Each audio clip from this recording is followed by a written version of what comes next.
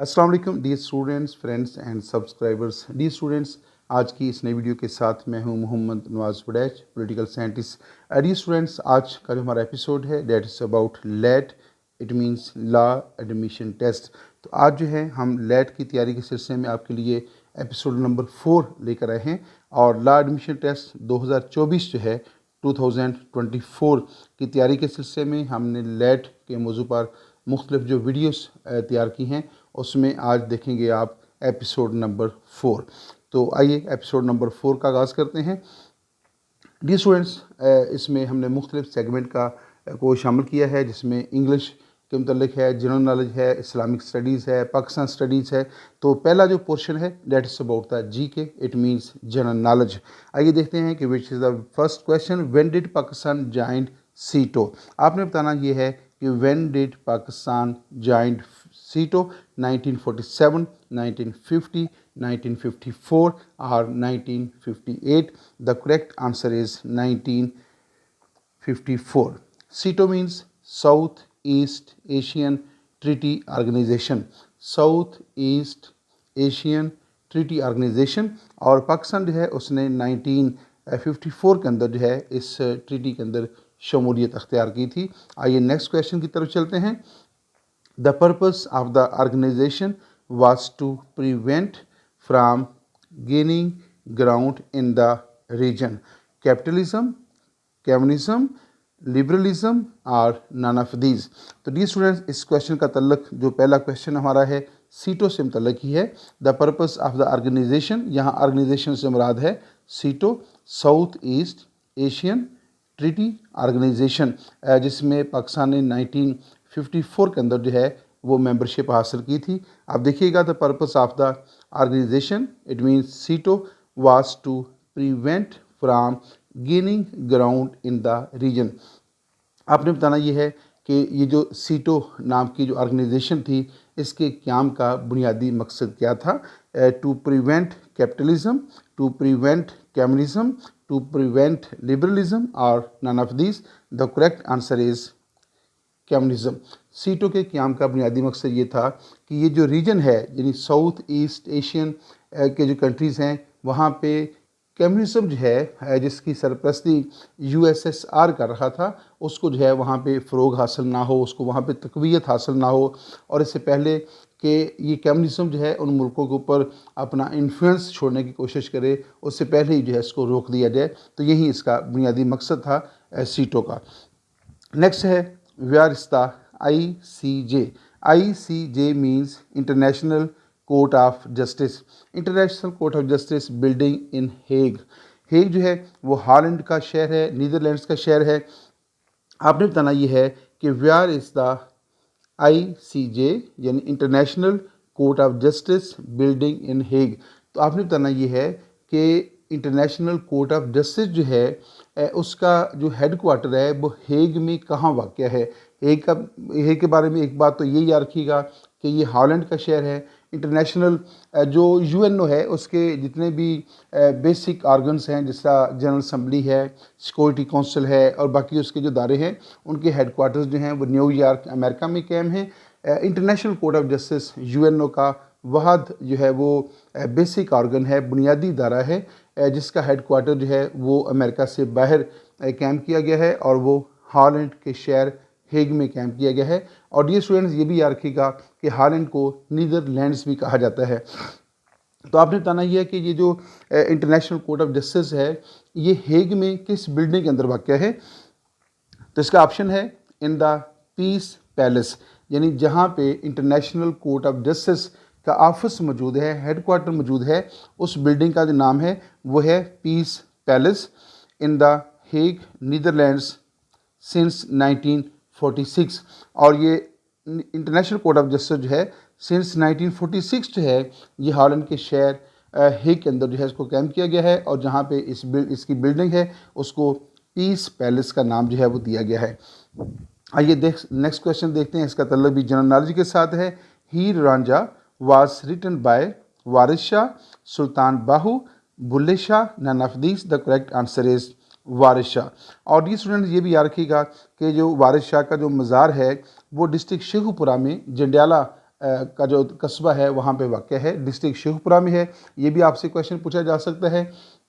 तो हीर वारिस शाह जो है, ये किस्सा किसने लिखा है, ये किसकी दास्तान है, तो वो वारिस शाह का नाम है और ये डिस्ट्रिक्ट शेखपुरा के अंदर जो है इनका मज़ार वाक़ है। और नेक्स्ट पॉइंट की तरफ चलते हैं। Which country left Baghdad pact 1957?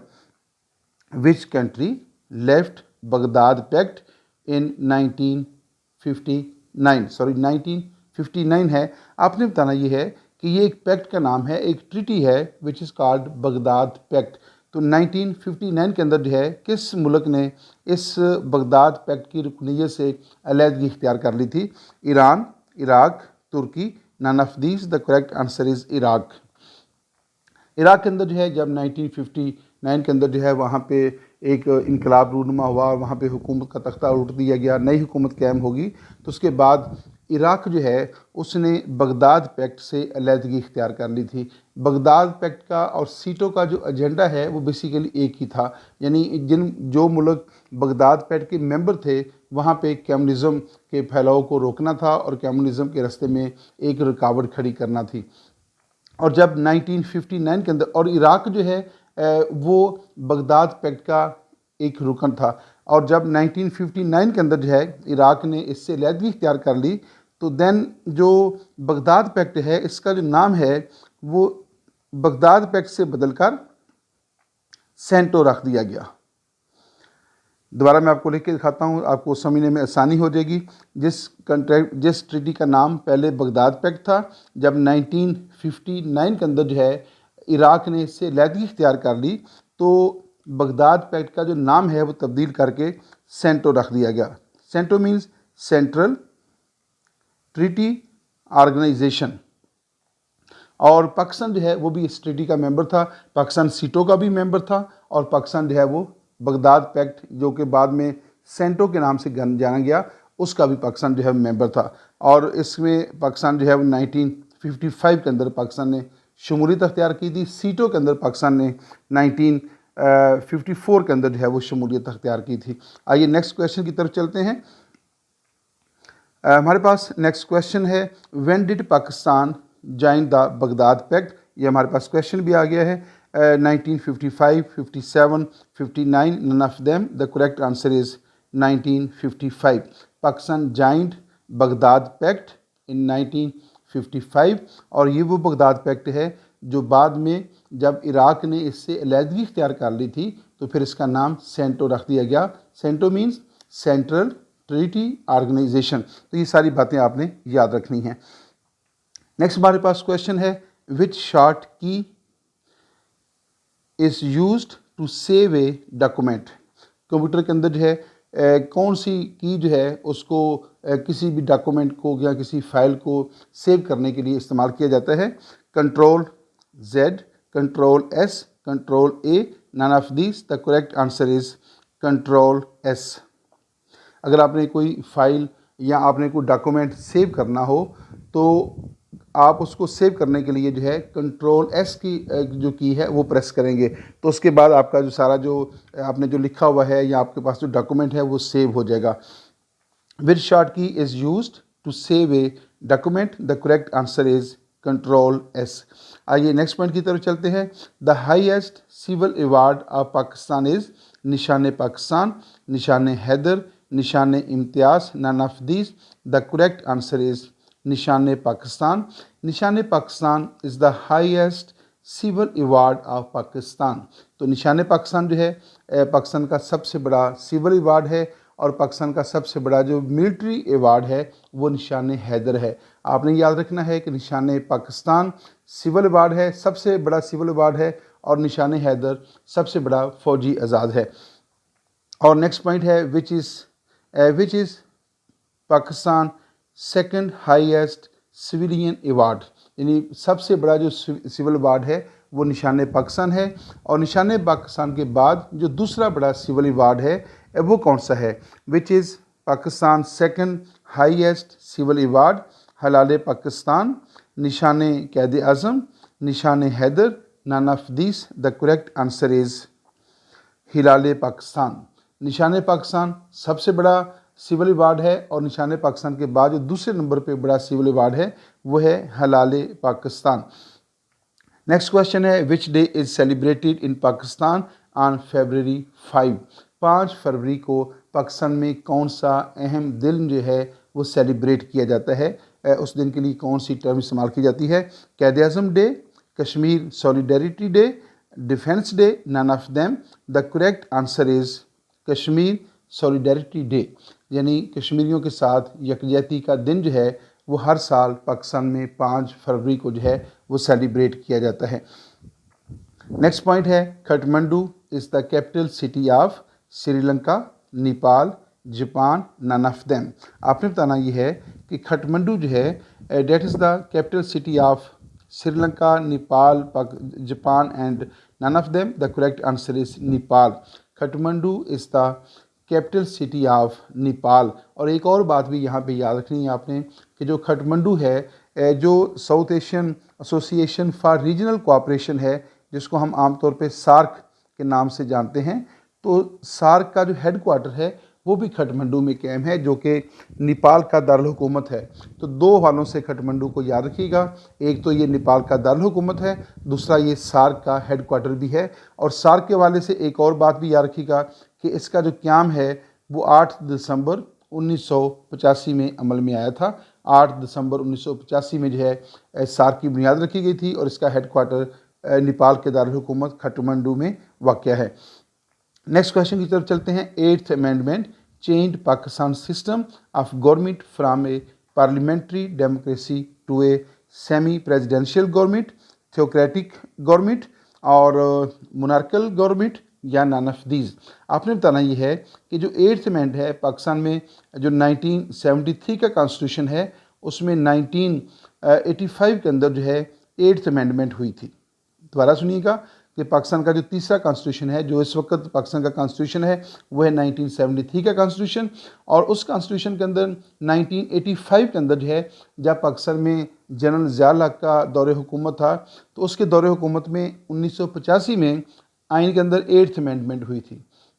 उस 8th अमेंडमेंट के अंदर क्या किया गया कि जो प्रेसिडेंट था, जो प्रेसिडेंट ऑफ पाकिस्तान है, जो कि एक पार्लियामेंट्री सिस्टम में नॉमिनल होता है, बराए नाम होता है, उसके अख्तियारात में इजाफा कर दिया गया और उसको कुछ ऐसे अख्तियारात दे दिए गए जिसकी वजह से उसको पार्लियामेंट के ऊपर भी और उसको वज़ीर आज़म के ऊपर ख़ास तौर पे बरतरी हासिल हो गई थी।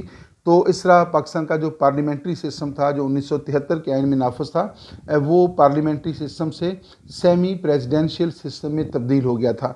तो इसके लिए जो दुरुस्त जवाब है वो है semi presidential system. Next question की तरफ चलते हैं। What is the new name of NWFP? NWFP जो है नॉर्थ वेस्ट फ्रंटियर प्रोविंस, शुमाल मगरबी सरहदी सूबा, और जिसकी बुनियाद जो है अंग्रेज़ों के दौरे हुकूमत में 1901 में रखी गई थी। यानी नॉर्थ वेस्ट फ्रंटियर प्रोविंस जो है इसकी बुनियाद 1901 में रखी गई जब अंग्रेज़ यहाँ पे हुक्मरान थे। तो बाद में जो है NWFP का नाम तब्दील करके इसका नाम जो था क्या रखा गया, उसमें है FATA, PATA, KPK, none of these. The correct answer is KPK, Khyber Pakhtunkhwa. तो पहले इसका ये भी याद रखिएगा कि ये जो खैबर पख्तूनख्वा का नाम है, इसको 2010 में जब पाकिस्तान के 1973 के आइन में 18वीं तरमीम हुई, तो उस तरमीम में जो है KPK NWFP का नाम तब्दील करके KPK यानी खैबर पख्तूनख्वा रख दिया गया था। नेक्स्ट पॉइंट की तरफ चलते हैं। हमारे पास नेक्स्ट क्वेश्चन है NWFP renamed as Khyber Pakhtunkhwa in. तो NWFP जो है नॉर्थ वेस्ट फ्रंटियर प्रोविंस, उसको खैबर पख्तूनख्वा का नाम कब दिया गया? 2005, 2010, 2015 और none of them. The correct answer is 2010। और 2010 के अंदर जो है पाकिस्तान के कॉन्स्टिट्यूशन में 18वीं तरमीम हुई थी और उस तरमीम के अंदर जो है खैबर पख्तूनख्वा का जो नाम है तब्दील किया गया था। पहले था NWFP और उसके बाद इसको खैबर पख्तूनख्वा का नाम दिया गया था। नेक्स्ट पॉइंट की तरफ आ जाएं। नेक्स्ट हमारे पास जो क्वेश्चन है उनका तल्लुक इस्लामिक स्टडीज़ के साथ है। आइए देखिए इस्लामिक स्टडीज़ में से कौन से क्वेश्चन जो हैं वो इसमें शामिल किए गए हैं। What is the total number of सहाबीज़ इंक्लूडेड इन द अशरा मुबशरा? तो आपने बताना ये है कि अशरा मुबशरा जो हैं कितने सहाबी उसमें शामिल हैं, सहाबा कराम में इसकी कितनी तादाद जो है उनको अशरा मुबशरा जो है कहा जाता है, 10, 15, none of them, the correct answer is 10। तो 10 सहाबा कराम जो हैं उन्हें अशरा मुबशरा जो है वो कहा गया। अशरा मुबशरा से मुराद वो सहाबा कराम हैं जिनको दुनिया में जो है जन्नत की बशारत जो थी वो दे दी गई थी। और आइए नेक्स्ट पॉइंट की तरफ चलते हैं। हमारे पास नेक्स्ट क्वेश्चन है, ज़कात was made obligatory in 2nd हिजरी, 3rd हिजरी, 4th हिजरी, none of them, the correct answer is 2nd हिजरी। यानी ज़कात को कब फ़र्ज़ किया गया, ज़कात की जो फ़र्जियत है उसका हुक्म कब दिया गया, तो इसका दुरुस्त जवाब है 2nd हिजरी। तो 2nd हिजरी को जो है ज़कात को जो है वो ऑब्लिगेटरी करार दिया गया था, लाजमी करार दे दिया गया। विच इज़ द फर्स्ट सूरा of the holy Quran, Quran मजीद की पहली जो सूरत मुबारक है उसका नाम क्या है। उसमें ऑप्शन दिए गए हैं अल बकरा, अल फातिहा, अल निसा, none of these, the correct answer is अल फातिहा। अल फातिहा जो है कुरान मजीद की पहली सूरत का नाम है। और आइए नेक्स्ट पॉइंट की तरफ चलते हैं। नेक्स्ट क्वेश्चन है, what is the number of the मक्की सूराज। जी dear students, what is the number of the मक्की सूराज इन द होली कुरान, यानी कुरान मजीद में मक्की सूरतों की कितनी तादाद है। यानी जब नबी अकरम सल्लल्लाहु अलैहि वसल्लम मक्का में क़याम पजीर थे तो उस दौर में मक्का में क़याम के दौरान जो है उन पर कितनी सूरतों का नज़ूल हुआ। तो कुरान मजीद की जो कुल सूरतें हैं वो भी आप ज़हन में रखिएगा। 114 बहुत जनरल सा क्वेश्चन है, 114 है। तो 114 सूरतों में से कितनी सूरतें जो हैं वो मक्का में जो है नाज़िल हुई थी। उनमें से ऑप्शन दिए गए हैं 66, 76, 86, none of them, the correct answer is 86। तो कुरान मजीद की 86 सूरतें जो हैं, 86 जो सूरतें हैं उनका नज़ूल मक्का में हुआ था। आइए नेक्स्ट पॉइंट की तरफ चलते हैं। नेक्स्ट क्वेश्चन है, विच इज़ द लॉन्गेस्ट सूरा of the holy Quran, Quran मजीद की सबसे लंबी सूरत मुबारक कौन सी है। अल कौसर, अल बकरा, none of this, the correct answer is अल बकरा। तो अल कौसर जो है ये कुरान मजीद की सबसे छोटी सूरत है, ये भी आपने याद रखना है। अल कौसर कुरान मजीद की सबसे छोटी सूरत है और अल बकरा जो है ये कुरान मजीद की सबसे लंबी सूरत है। और नेक्स्ट पॉइंट की तरफ चलते हैं। नेक्स्ट हमारे पास पाकिस्तान स्टडी से रिलेटेड क्वेश्चन आ गए हैं। तो इससे पहले आप जनरल नॉलेज और इस्लामिक स्टडीज़ के क्वेश्चन देख सके हैं। और नेक्स्ट हमारे पास जो सेगमेंट है वो है पाकिस्तान स्टडीज़। आइए देखते हैं पाकिस्तान स्टडीज़ में से कौन कौन से MCQs को इसका हिस्सा बनाया गया है। The inaugural meeting of the first Constituent Assembly was held on August 10, 1947, August 14, 1947, August 15, 1947, none of them। Question समझ लीजिएगा students. inaugural meeting of the first Constituent Assembly was held on, आपने बताना ये है कि पाकिस्तान की जो पहली दस्तूर साज असम्बली थी उसका जो इफ्तिताही इजलास है, जो पहला इजलास है, इनऑग्रल मीटिंग जो है या इनऑग्रल सेशन जो है वो कब हुआ था। तो उसमें 3 ऑप्शन दिए गए हैं, 10 अगस्त, 14 अगस्त या 15 अगस्त 1947। तो उसमें पहला ऑप्शन जो है वो दुरुस्त ऑप्शन है। डी स्टूडेंट, पहला ऑप्शन जो है जो कि 10 अगस्त 1947 है। तो पाकिस्तान की पहली दस्तूर साज असम्बली जो है उसका जो पहला इजलास था और जिसकी जो सदारत है उस ये भी आप नोट कर लीजिएगा, ये है जोगिंदर नाथ मंडल। पाकिस्तान की पहली दस्तूर साज असम्बली का पहला इजलास 10 अगस्त 1947 को कराची में हुआ और उसकी जो सदारत है वो एक अक़लीती रुकन जो थे पाकिस्तान की पहली दस्तूर साज असम्बली के, जिनका नाम था जोगिंदर नाथ मंडल। तो उन्होंने जो है उस पहले इजलास की सदारत की थी। तो ये भी आप साथ जो है वो नोट कर लीजिएगा। आइए नेक्स्ट क्वेश्चन की तरफ चलते हैं। Who was the first president of the Constituent Assembly of Pakistan? तो पाकिस्तान की जो पहली दस्तूर साज असम्बली है जिसका पहला इजलास 10 अगस्त 1947 को हुआ था और उसके पहले इजलास की सदारत जोगिंदर नाथ मंडल ने की थी। तो क्वेश्चन ये है कि पाकिस्तान की पहली दस्तूर साज असम्बली का प्रेसिडेंट कौन था। Who was the president of the first constituent assembly of Pakistan. ये स्टूडेंट यहाँ पे थोड़ा सा दिलचस्प पहलू है इस क्वेश्चन का कि जो पाकिस्तान का जो पहला आइन है वो तो जो रेगुलर आइन था हमारा वो 1956 के अंदर जो है नाफुज हुआ 23 मार्च 1956 को। ये भी आपने याद रखना है कि पाकिस्तान का पहला आइन 23 मार्च 1956 को नाफुज हुआ था, जबकि पाकिस्तान तो 14 अगस्त 1947 को कायम हो गया था। तो ज़ाहिर है अब क्वेश्चन ये पैदा होता है कि 14 अगस्त 1947 से लेकर 23 मार्च 1956 तक जो है पाकिस्तान का निज़ाम कैसे चलता रहा। तो याद रखिएगा कि जो गवर्नमेंट ऑफ इंडिया एक्ट 1935 था, तो गवर्नमेंट ऑफ इंडिया एक्ट 1935 को जो है चंद ज़रूरी तरामीम के बाद जो है पाकिस्तान में उस आइन को अबूरी आइन के तौर पे नाफज कर दिया गया था, जबकि इंडिया में भी जो है गवर्नमेंट ऑफ इंडिया एक्ट 1935 को अबूरी आइन के तौर पे नाफज किया गया था। और जब पाकिस्तान ने 23 मार्च 1956 को अपना पहला आइन बना लिया, तो उसके बाद ये जो 1935 का जो एक्ट है जिसको पाकिस्तान ने अबूरी आइन के तौर पे नाफज किया था, ये ख़त्म हो गया था। अब आते हैं असल क्वेश्चन की तरफ।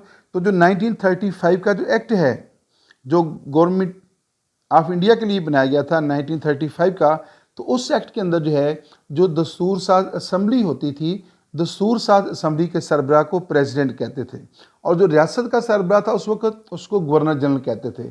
अब चूँकि government of India act 1935 Pakistan में नाफुज हुआ था अबूरी आइन के तौर पर, तो पाकिस्तान की पहली दस्तूर साज असम्बली का जो सरबराह है उसके लिए क्या टर्म इस्तेमाल की प्रेसिडेंट, और जो पाकिस्तान का सरबराह था जो हेड ऑफ द स्टेट था वो गवर्नर जनरल थे। तो कैद आज़म मोहम्मद अली जिन्ना जो हैं वो पाकिस्तान की पहली दस्तूर साज असम्बली के पहले प्रेसिडेंट भी थे और वो पाकिस्तान के पहले गवर्नर जनरल भी थे। यानी कैद आज़म मोहम्मद अली जिन्ना के दोहरी ज़िम्मेदारी जो थी उनके ऊपर ऐद की गई थी। बतौर हेड ऑफ द स्टेट वो गवर्नर जनरल ऑफ पाकिस्तान थे और फिर दस्तूर साज असम्बली के वो प्रेसिडेंट भी थे। और जब 1956 के अंदर जो है पाकिस्तान में पहला आइन नाफज कर दिया गया, तो जो दस्तूर साज असम्बली है उसके जो सरबराह का जो ओहदा था उसको प्रेसिडेंट से बदल कर स्पीकर रख दिया गया, और जो हेड ऑफ द स्टेट है उसे गवर्नर जनरल की बजाय प्रेसिडेंट का नाम दिया गया। तो इस तरह जो है ये जो मुख्तलिफ जो ओहदे हैं उनके जो स्टेटस थे वो तब्दील हो गए। आइए नेक्स्ट क्वेश्चन की तरफ चलते हैं। After the independence of Pakistan, the total number of the members of the Constituent Assembly was, Pakistan की पहली दस्तूर साज असम्बली जो है उसके अरकान की क्या में पाकिस्तान के वक़्त कुल कितनी तादाद थी। After the independence of Pakistan क्या था, the total number of the members of the constituent assembly was 49, 59, 69, 79। The correct answer is 69। जब पाकिस्तान की पहली दस्तूर साज असम्बली कायम हुई तो पहली दस्तूर साज असम्बली जो है उसके अरकान की कुल तादाद थी 69, लेकिन जब महाजरीन की बहुत बड़ी तादाद जो है इंडिया से माइग्रेट होकर पाकिस्तान में आई तो पहली दस्तूर साज असम्बली के अरकान की तादाद में 10 अरकान का इजाफा किया गया और इस तरह ये तादाद बढ़कर जो है 79 हो गई। अब ये सवाल आपको कंफ्यूज कर सकता है अगर ये पेपर में आता है। अगर तो देखें कि जो ऑप्शन दिए गए हैं उसमें इन दोनों में से एक ऑप्शन है, ये भी दुरुस्त जवाब है और ये भी दुरुस्त जवाब है। जब पाकिस्तान कायम हुआ तो जो पहली दस्तूर साज असम्बली कायम हुई उसके मेंबर्स की तादाद थी 69 और कुछ अर्सा के बाद उसके 10 अरकान में इजाफा कर दिया गया तो ये तादाद बढ़कर होगी 79। अब अगर तो ऑप्शन में इन दोनों में से अमूमन एक ऑप्शन होगा, या तो उसमें 69 वाला ऑप्शन होगा या 79 वाला ऑप्शन होगा। अगर दोनों में से एक ऑप्शन है तो अगर 69 है तो फिर वो भी दुरुस्त कंसीडर किया जाएगा, अगर 79 है तो फिर वो भी दुरुस्त कंसीडर किया जाएगा, या फिर आप सवाल का जो टेक्स्ट होगा उसके मुताबिक जो है आप उस सवाल को अटैम्प्ट कर सकते हैं। तो सवाल के टेक्स्ट के अंदर लाजमी तौर पे जो है ये इशारा मौजूद होगा कि जो आपका पेपर सेटर है वो उसका बुनियादी मकसद क्या है कि वो आपकी ओरिजिनल तादाद थी जो क्या में पाकिस्तान के वक्त थी वो पूछ रखा है, या उसके बाद जो तादाद बढ़ा दी गई वो पूछ रखा है। तो ये आपने सवाल के टेक्स्ट को मद्देनज़र रखना है या ऑप्शन को मद्देनज़र रख के आपने याद रखना है। तो अमूमन ख्याल ये किया जाता है कि ये तादाद आपसे पूछी जाएगी 69 वाली। आइए अब नेक्स्ट पॉइंट की तरफ चलते हैं। ये पाकिस्तान स्टडी के मतलब क्वेश्चन है। Tharparkar was known as Thar is the district in Sindh province, KPK province, Balochistan province, none of these. The correct answer is Sindh province.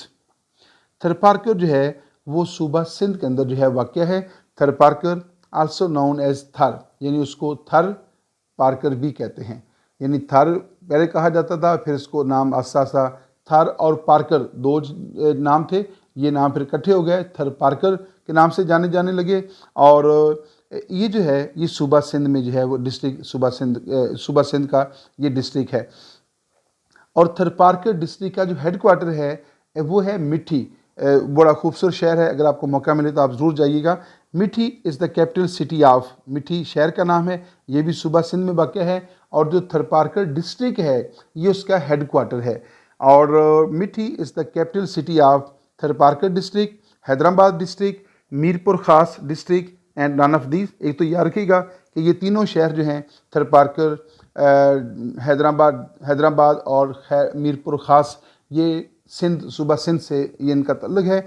और मिठी जो है ये थरपारकर डिस्ट्रिक्ट का जो है वो हेड क्वार्टर है। मुझे 2020 के अंदर जो है जाने का इत्तेफाक हुआ था। बहुत खूबसूरत शहर है। मैं ये कहता हूँ कि इस्लामाबाद के बाद अगर लोकेशन के अतबार से पाकिस्तान का कोई खूबसूरत शहर है तो वो ये है। आपको अगर मौका मिले तो आप ज़रूर जो है शहर को विज़िट कीजिएगा। अगर शाम के वक्त विज़िट करेंगे तो इसकी खूबसूरती जो है वो बड़ी नुमाया तौर पे नज़र आती है। इसके चारों तरफ रेत के बड़े बड़े टीले हैं और दरमियान में जो है ये शहर वाक़ है। ऐसे लगता है कि जैसे रेत के टीलों के अंदर कोई प्याला रखा हुआ हो और उसमें ये शहर जो है आबाद हो। तो माशाल्लाह पाकिस्तान के सारे शहर खूबसूरत हैं और मिठी की तो क्या बात है। नेक्स्ट पॉइंट की तरफ चलते हैं। नेक्स्ट हमारे पास आ गया इंग्लिश का पोर्शन, और नेक्स्ट इंग्लिश पोर्शन में है the synonym of proficient is competent. अब यहाँ पे सिनोनिम का पूछा जा रहा है, तो जो प्रोफिशिएंट वर्ड है इसका जो सिनोनिम है वो है कॉम्पिटेंट। आइए नेक्स्ट पॉइंट की तरफ चलते हैं। The antonym of discover is hide.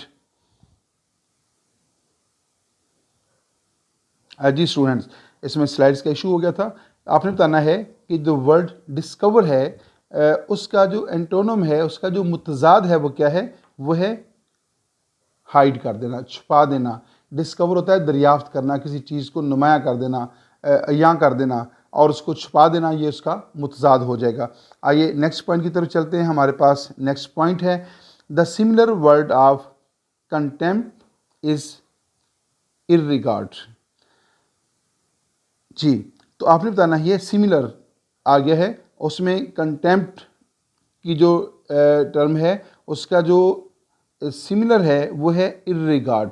किसी को रिगार्ड ना देना, जो है किसी की तौहीन कर देना। जैसे कंटेम्प्ट ऑफ कोर्ट है तो इसमें स्पेलिंग का भी इशू है, चलें आप इसको ठीक कर लीजिएगा।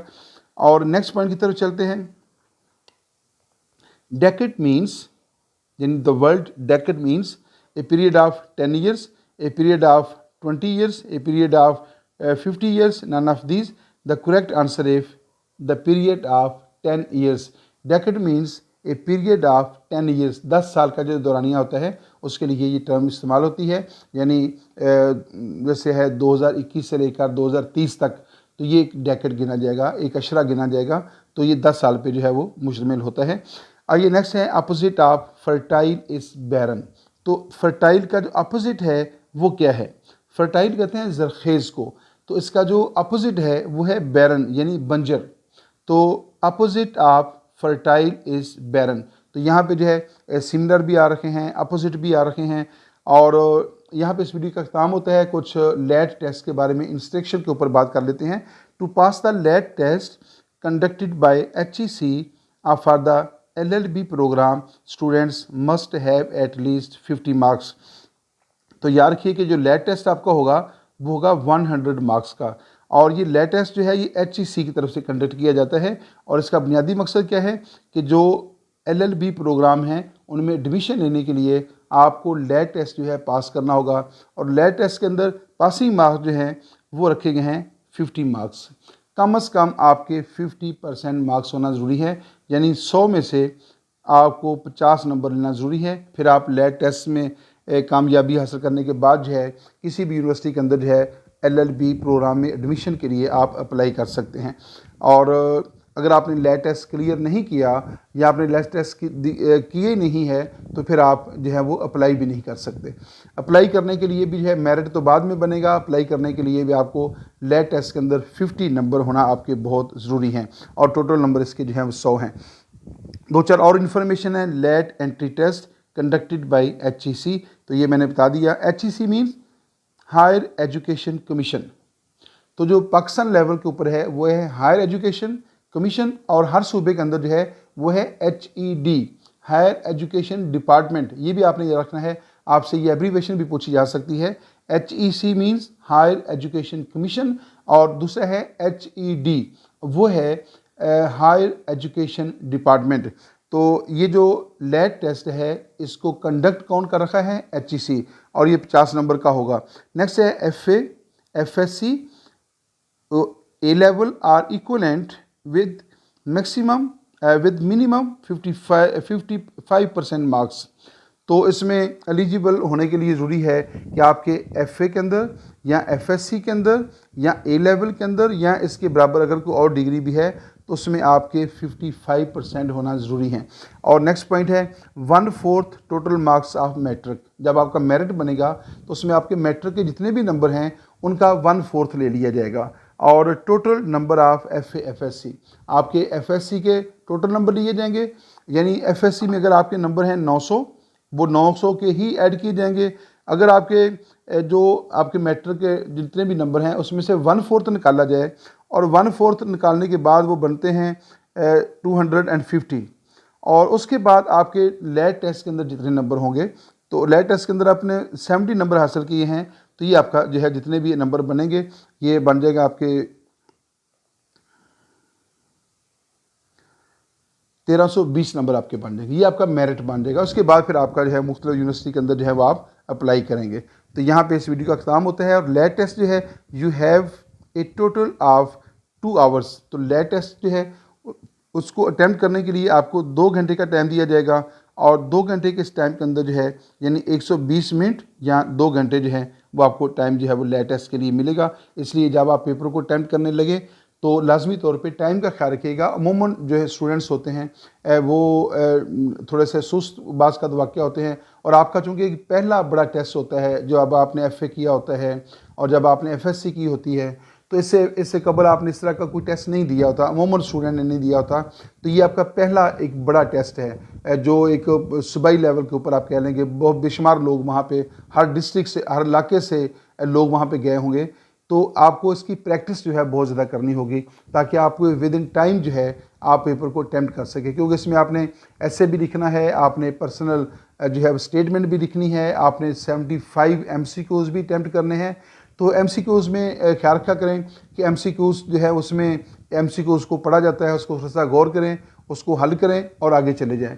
यानी अगर आपको 2-4 MCQs नहीं आ रहे और आप वहाँ पे सोच रहे हैं 10 मिनट आपने सोचने पे लगा दिए तो इससे आपका टाइम वेस्ट होगा और आपके लिए ऐसे के लिए या पर्सनल स्टेटमेंट के लिए आपके पास टाइम नहीं बचेगा या बहुत कम बचेगा। तो इसलिए ज़रूरी है कि आप जो है वो जो आपके सवाल आपको नहीं आ रहे तो आप उनको छोड़ सकते हैं। तो जब अगर बाद में आपको टाइम मिलेगा तो आप रिव्यू करें अपने पेपर को, और अगर उस वक्त आपके ज़हनशीन चीज़ें हो गई हैं और आपको याद आ गया है, रिकॉल जब आप करेंगे तो फिर आप उनको दोबारा अटैम्प्ट कर सकते हैं। लेकिन आगे बढ़ते चले जाइएगा, आगे बढ़ते चले जाइएगा, कहीं पे रुकेगा नहीं। अगर आप रुक गए तो आपका टाइम वेस्ट होगा और आप 2 घंटे के अंदर अपना मुकम्मल पेपर अटैम्प्ट नहीं कर सकेंगे।